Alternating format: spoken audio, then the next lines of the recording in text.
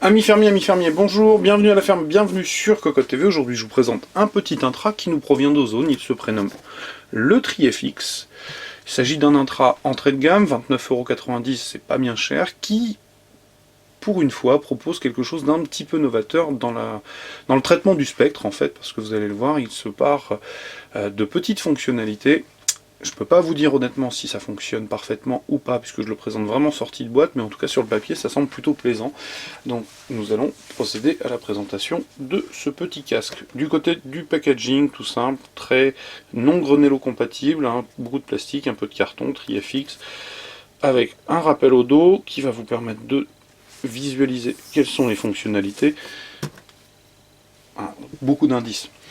Du côté du bundle, on a une petite sacoche badgée Ozone ronde, semi-rigide, plutôt belle facture. On a le guide de l'utilisateur, deux paires d'embouts silicone supplémentaires de tailles différentes. En gros, S, L, XL, les L sont déjà en place. On a aussi ces petites pièces énigmatiques que je vais détailler pendant la présentation du casque, parce que vous allez voir c'est assez intéressant, reste à voir si ça fonctionnera bien. Donc vous les avez en rouge et vous les avez en gris, et sur le casque elles sont déjà montées en noir.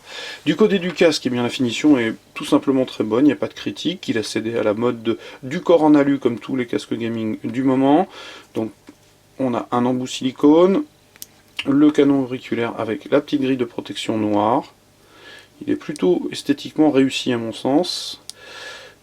Une petite rondelle de plastique, le corps, le manchon en caoutchouc fait tout le tour, donc plutôt bien parti en termes de solidité, la fin du corps, et la platine qui, vous allez voir, a une forme de boulon parce qu'elle est tout simplement dévissable. Voilà. Et en fait l'idée c'est que chaque platine de couleurs différentes, donc à la fois les rouges, les grises, les noirs, vont proposer un traitement du spectre différent. Donc en redescendant on a le manchon plastique, c'est peut-être la seule faute de goût, le badgeage OZ est un peu too much, ça aurait été bien qu'il n'y soit pas, à mon sens il aurait été plus sobre et tout à fait réussi. Le câble plat est bicolore, rouge à l'intérieur, noir à l'extérieur, on a une petite télécommande avec un bouton multifonction, le micro c'est soft touch recouvert, pas de souci de ce côté là. On termine par un 3,5 mm plaqué or, à l'équerre, badgé Ozone, quelque chose d'assez simple. Donc comme je vous le disais, en fait, les platines sont ici pour modifier le son, et on a trois types de platines. Les rouges vont normalement amplifier les basses, les grises avoir peut-être un peu plus de neutralité avec une présence médiane plus importante, et les aigus, une présence aiguë plus importante encore. Donc l'idée c'est de pouvoir finalement adapter le spectre à son habitude d'écoute.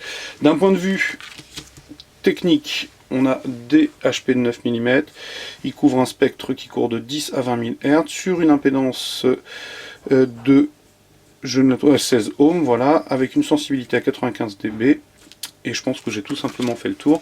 Donc le TriFX, présenté sur Cocotte TV, 29,90 €, la présence des platines plutôt intéressante, à voir ce que ça donnera dans la réalité. Donc je vous inviterai à venir lire le test écrit qui paraîtra très prochainement, parce que je vais aller de ce pas le brancher sur mes DAC pour voir ce qu'il a dans le ventre et comment ça se comporte avec les types de platines différentes. Voilà, je vais vous souhaiter comme d'habitude une très bonne journée, je vous dis à très bientôt et je vous dis surtout au revoir.